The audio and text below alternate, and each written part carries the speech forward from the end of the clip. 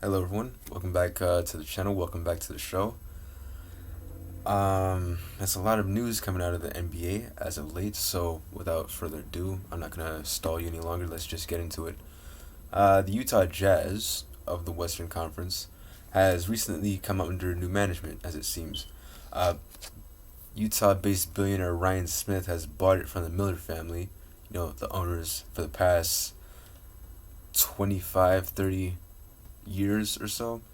Um, it's reported that the Miller family is gonna keep an interest in the company, a minority interest is what they're saying it's gonna happen. But yeah, Utah Jazz under new management. Player Rudy Gobert was, I believe, the first one to comment on the news. Saying that it's gonna be a new step in the right direction. What I'm hearing was that there was a lot of talk about the team being moved yet again to other cities. So the Miller family had to step in and make some sacrifices here and there.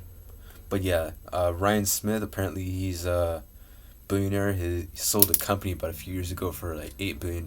So it's good on him. Apparently he's been a Utah Jazz fan for many years, and I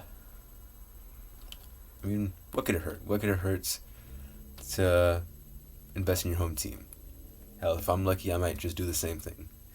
Um, and grim news, NBA has just released some financial returns that's not looking so good. Apparently, because of the coronavirus pandemic and having to shut down in the beginning of the year, the NBA has lost a record at least $1 billion, as it seems. Because I'm reading that the NBA lost at least $800 million in gate receipts, due to lack of fans, lack of physical presence at their stadiums, lack of sales and concessions.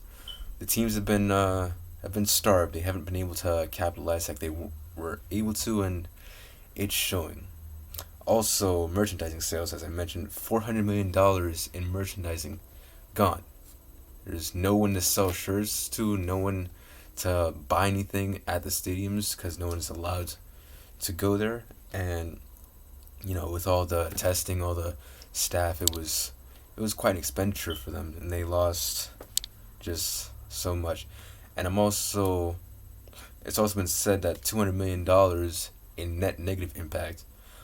Part of that, part of that is owed to the China situation. I believe a few years ago or a few months ago. I'm not altogether sure about that, but net negative impact is a part of it, and it's said that it's dropped 10%.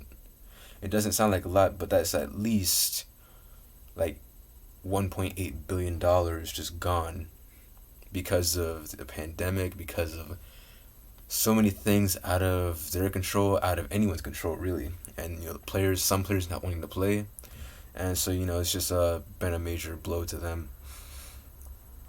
And yeah, there was reports last week. I believe I reported on this that there's gonna be reports of what's gonna happen for the new season coming October 30th. That's when news is gonna be released. They're saying October 30th they're gonna have a schedule, and it's reported to be a short schedule. The 2020-2021 season is rumored to start around Christmas of this year, and then carry on to next year and end at the same time. But it's with the virus still sweeping the nation, the deaths still happening, and it's said that vaccine tests. I reported on this earlier, I think a few months ago, but the vaccine tests aren't scheduled to start until January 1st of next year, and even then, it's not tried and true. There's gonna be a whole lot of trials to go through, a whole lot of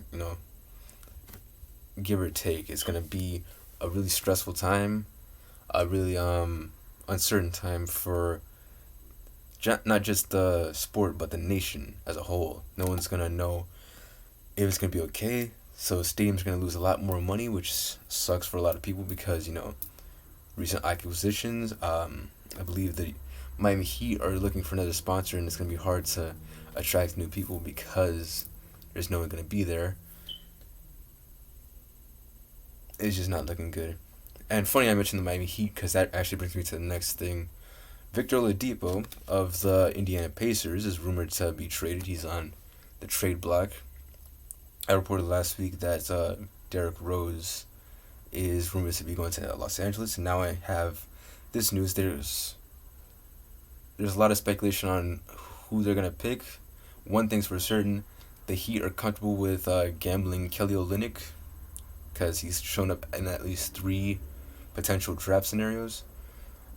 First scenario is Kelly Olynyk and I believe 2 first draft picks, first round draft picks, and another trade, Kelly Olynyk again, and Tyler Hero or Kendrick Nunn. So, what they choose to do remains to be seen. I mean, other teams are scared to deal with Victor Oladipo because of his extensive list of injuries, but, Miami is looking for a star. Pat Riley has long been a fan of bringing stars to South Beach, so it remains to be seen, and I'll keep you guys updated on that. But with that being said, this has been another episode of the show, and that's what we're calling it now. I'm going to keep you guys updated on NBA topics, NBA news, and trade rumors. And, I'm going to try to get the content to a better quality. But with that being said, this has been another video. I'm going to stop rambling, and I will see you all next week.